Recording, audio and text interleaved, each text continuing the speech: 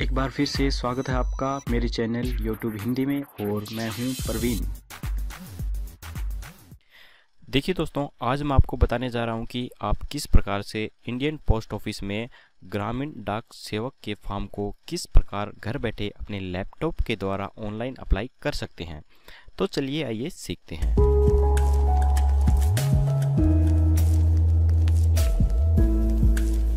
तो सबसे पहले दोस्तों आपको जाना है अपने लैपटॉप के गूगल चार्म पे और यहाँ पे आपको देखिए ये जो साइट दिख रही है इसका लिंक मैंने नीचे डिस्क्रिप्शंस में दे रखा है।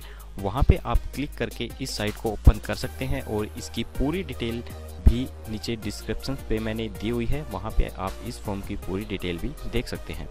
तो चलिए हमें करना क्या है, तो हमें यहाँ पे क्लिक करना है रजिस्ट्रेशन पे। अब देखिए हमें यहाँ पे क्या क्या डिटेल डालनी है। सबसे पहले हमें यहाँ पे डालना है अपना नाम, उसके बाद हमें इस सेकंड डब्बे में डालना है अपने फादर का नेम, उसके बाद थर्ड में हमें अपने मोबाइल नंबर डालने हैं और यहाँ पे हमें अपनी डेट ऑफ बर्थ डालनी है। और यहाँ देखिए जेंडर में हमें मेल या फीमेल सेलेक्ट कर देना है, तो मैं यहाँ मेल सेलेक्ट कर देता हूँ। इसके बाद यहाँ कम्युनिटी में हमें अपनी कैटेगरी डालनी है, तो यहाँ पे मैं एससी कर देता हूँ। और देखिए पीएच, इसका मतलब होता है कि फिजिकली हैंडीकैप्ड, यानी कि अगर आप शारीरिक रूप से अक्षम है तो आप इस ऑप्शन को यस कर सकते हैं, अन्यथा आप इसे नो ही रहने दीजिएगा। उसके बाद देखिए हम यहाँ नीचे चलते हैं। यहाँ पे हमें डालना है state in which 10th class pass, यानी कि हमने 10वीं क्लास जब पास करी थी वो हमें किस स्टेट से पास करी थी। तो यहाँ पे मैं हरियाणा से रहने वाला हूँ, मैंने हरियाणा से 10वीं पास की थी, तो मैं यहाँ सिलेक्ट कर देता हूँ हरियाणा। अब देखिए यहाँ नेक्स्ट ऑप्शन में पूछ रखा है कि आपने जो 10वीं क्लास पास की थी वो किस बोर्ड से पास की थी।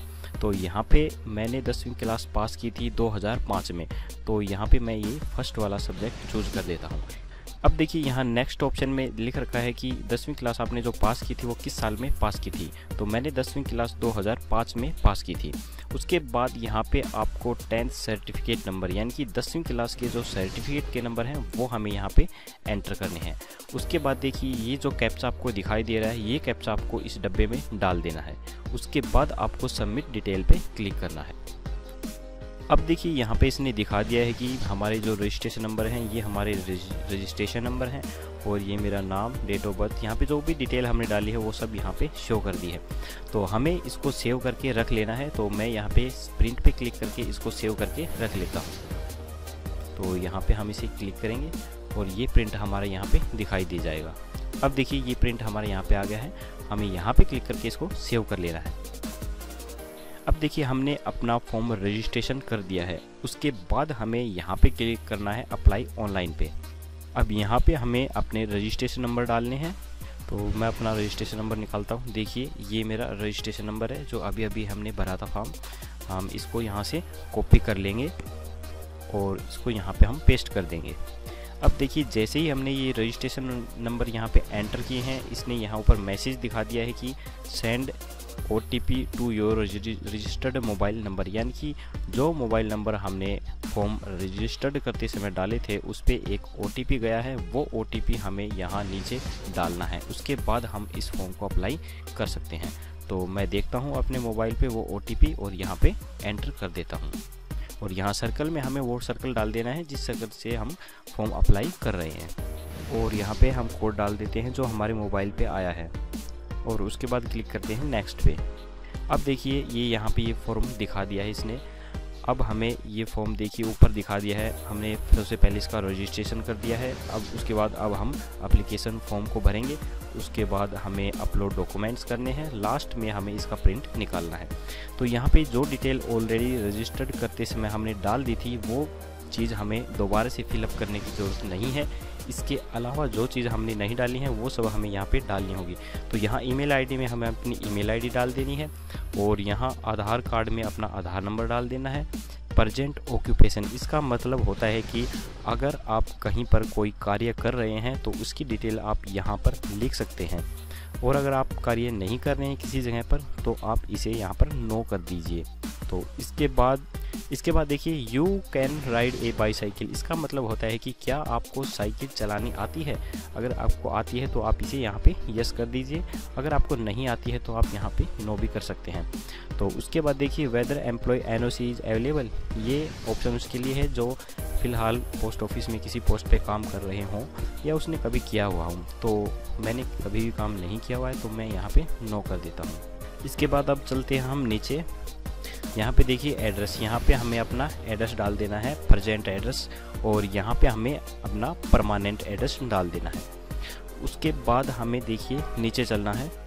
अब देखिए यहाँ पे ऑप्शन है सेलेक्टेड बोर्ड, तो जिस बोर्ड से हमने 10वीं क्लास पास की है, जिस साल से की है, तो मैंने 2005 में की थी, तो यहाँ पे मैं डाल देता हूँ 2005 का बोर्ड। और उसके बाद देखिए यहाँ पे ऑप्शन आ रहा है सेलेक्ट रिजल्ट टाइप, आपका रिजल्ट किस प्रकार का था, मार्क्स थे आपके रिजल्ट्स में, तो यहाँ पे आप मार्क्स सेलेक्ट कर दीजिए। उसके बाद देखिए यहाँ पे दिखाया है कि अगर आपने 10वीं क्लास फर्स्ट टाइम में अटैम्प्ट नहीं की है तो आप इसको यहाँ पे मार्क्स कर सकते हैं, और अगर आपने फर्स्ट टाइम में ही अटैम्प्ट कर दी थी तो इसे आप मार्क करने की आपको कोई ज़रूरत नहीं है। इसके बाद देखिए यहाँ पे दिखा रहा है सब्जेक्ट, यानी कि 10वीं क्लास में हमारे पास जो सब्जेक्ट थे वो हमें यहाँ पे धीरे धीरे एक एक करके सभी सेलेक्ट कर देने हैं। 6 सब्जेक्ट हैं, हिंदी इसमें कंपलसरी है, तो और उन सभी सब्जेक्ट्स में हमने जितने भी मार्क्स ले रखे हैं वो यहाँ पे हमें फिलअप कर देने हैं।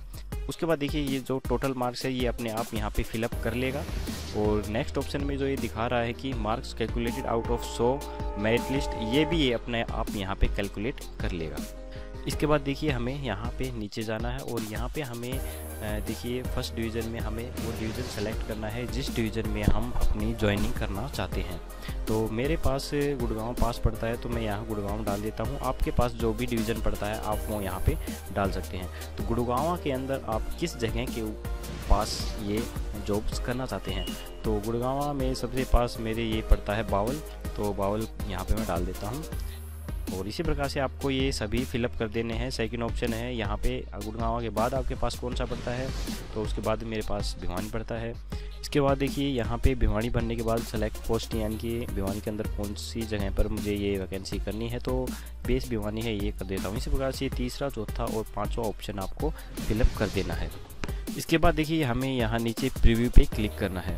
तो जैसे ही हम प्रीव्यू पे क्लिक करेंगे ये यहाँ पे हमारे द्वारा भरी गई पूरी डिटेल दिखा देगा। देखिए इसने ये पूरी डिटेल दिखा दी है। Name Praveen Kumar, father name Lal Singh, तो पूरी डिटेल यहाँ पे दिखा दी है। आप इस डिटेल को एक बार चेक कर लीजिए, कहीं आपसे अगर कोई गलती हुई है तो आप इसे दोबारा से ठीक भी कर सकते हैं, इसलिए इसे एक बार आप ज़रूर चेक कर लीजिए। उसके बाद आपको यहाँ टिक मार्क करना है और यहाँ पे क्लिक करना है नेक्स्ट पे, और यहाँ पे जो ऑप्शन आया है इसको आपको ओके कर देना है। तो देखिए अब आगे ऑप्शन आया है अपलोड डॉक्यूमेंट्स। तो यहाँ पे हमें फर्स्ट में जो दिखा रहा है, ये दिखा रहा है कि हमें 10वीं की मार्कशीट है वो हमें अपलोड करनी है। तो हम यहाँ चूज फाइल पे क्लिक करेंगे और 10वीं की मार्कशीट जो हमने स्कैन की हुई है वो हम यहाँ पे अपलोड कर लेंगे। तो उसको आप अपने मोबाइल के द्वारा फ़ोटो खींच कर भी अपलोड कर सकते हैं। तो मैंने अपनी स्कैन की हुई 10th मार्कशीट यहाँ पे कंप्यूटर में डाल रखी है, तो मैं उसको यहाँ पे क्लिक करता हूँ और इसको अपलोड कर देता हूँ। देखिए दोस्तों यहाँ पे एक चीज़ दिखा रखी है कि इस फाइल का साइज़ 200 KB तक होना चाहिए। अगर आपको मालूम नहीं है कि किस प्रकार से फ़ोटो का साइज़ या फिर सर्टिफिकेट का साइज़ कम या ज़्यादा किया जाता है, तो मैंने डिस्क्रिप्शंस में अपनी दूसरी वीडियो डाल रखी है, उस पर क्लिक करके आप मेरी वो वीडियो देख सकते हैं। या फिर आप यहाँ पर राइट साइड में कॉर्नर पर जो छोटा सा आई का निशान दिख रहा है वहाँ पर क्लिक करके आप मेरी वो वीडियो देख सकते हैं। उसके बाद देखिए हम जाते हैं नीचे यहाँ पर दिखा रहा है सप्लीमेंट मार्क्स मेमो, यानी कि अगर आप की 10वीं क्लास के अंदर री आई है तो क्या होता है कि री आने के बाद आपकी एक सर्टिफिकेट आती है, फिर दूसरी सर्टिफिकेट आती है और एक तीसरी सर्टिफिकेट आती है। जितनी बार री आती हैं हर बार सर्टिफिकेट आती हैं, तो वो सर्टिफिकेट आपको यहाँ पे अपलोड करनी है। तो फिलहाल मेरे पास कोई ऐसी सर्टिफिकेट नहीं आई है तो मुझे ये अपलोड करने की ज़रूरत नहीं है, मैं इनको छोड़ देता हूँ। अगर आपने भी फर्स्ट टाइम में 10वीं क्लियर कर ली है तो आपको भी ये ऑप्शन अपलोड करने की ज़रूरत नहीं है। इसके बाद देखिए यहाँ पे इसने पूछ रखा है कि अपलोड कंप्यूटर सर्टिफिकेट। अगर आपने कंप्यूटर का कोई डिप्लोमा किया हुआ है तो आप उसको यहाँ पे सेलेक्ट करके अपलोड कर सकते हैं। तो मैं अपना कंप्यूटर का डिप्लोमा यहाँ पे सेलेक्ट करके अपलोड कर देता हूँ। इसके बाद देखिए नेक्स्ट में इसने ऑप्शन दे रखा है कि अपलोड योर कास्ट सर्टिफिकेट। इसी प्रकार से आपको अपनी शेड्यूल कास्ट सर्टिफिकेट है वो यहाँ पे अपलोड कर देनी है। तो मैं अपनी शेड्यूल कास्ट सर्टिफिकेट यहाँ पे अपलोड कर देता हूँ। इसी प्रकार देखिए नेक्स्ट अपलोड फ़ोटो, यानी कि मेरी जो फ़ोटो है वो यहाँ पे मुझे अपलोड करनी है, तो मैं अपनी फ़ोटो यहाँ पे अपलोड कर देता हूँ। इसके बाद देखिए यहाँ अपलोड सिग्नेचर, मेरे सिग्नेचर अपलोड करने हैं तो यहाँ पे मैं अपने सिग्नेचर अपलोड कर देता हूँ। अब ये देखिए नेक्स्ट नीचे हमें क्या करना है, जो यहाँ पे जो ये डिक्लेरेशन दे रखे हैं हमें इन सभी डिक्लेरेशन पे यहाँ पे टिक मार्क कर देना है ऐसे। इसके बाद हमें क्लिक करना है सेव एंड प्रिंट पे और यहाँ पे क्लिक करना है ओके पे। अब देखिए इसने यहाँ पे ये प्रिंट एप्लीकेशन फॉर्म की पूरी डिटेल दिखा दी है। ये देखिए हमारा पूरा फॉर्म यहाँ पे अप्लाई हो चुका है और जो भी डिटेल हमने डाली थी वो सभी डिटेल यहाँ पे इसने दिखा दी हैं। और अब हमें इसे सेव करना है तो हमें यहाँ पे क्लिक करना होगा प्रिंट पे और यहाँ पे हमें इस पर क्लिक करके इस प्रिंट को सेव कर लेना होगा। अब ये देखिए 1, 2 और 3 पेज हैं यहाँ पे, हमें यहाँ पे क्लिक करके इसे सेव कर लेना है। तो देखिए दोस्तों इस प्रकार से आपको इंडियन पोस्ट ऑफिस का ये ग्रामीण डाक सेवक का फॉर्म ऑनलाइन अप्लाई करना है। दोस्तों मुझे आशा है कि मेरे द्वारा बनाई गई ये वीडियो आपको काफ़ी अच्छी लगी होगी और आपको अच्छे से समझ में आई होगी। अगर फिर भी आपको कोई क्वेश्चन या डाउट है तो आप नीचे कमेंट बॉक्स में जाकर मेरे से कोई भी प्रश्न पूछ सकते हैं और आप मेरे व्हाट्सएप नंबर पर मुझे मैसेज भी कर सकते हैं।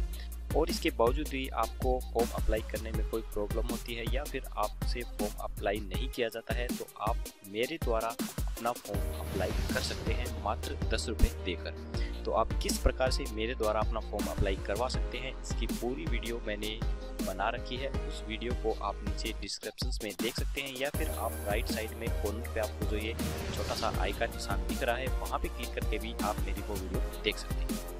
मुझे आशा है कि दोस्तों मेरे द्वारा बनाई गई ये वीडियो आपको काफ़ी अच्छी लगी होगी, तो प्लीज़ मेरी इस वीडियो को एक लाइक करना बिल्कुल मत भूलिए।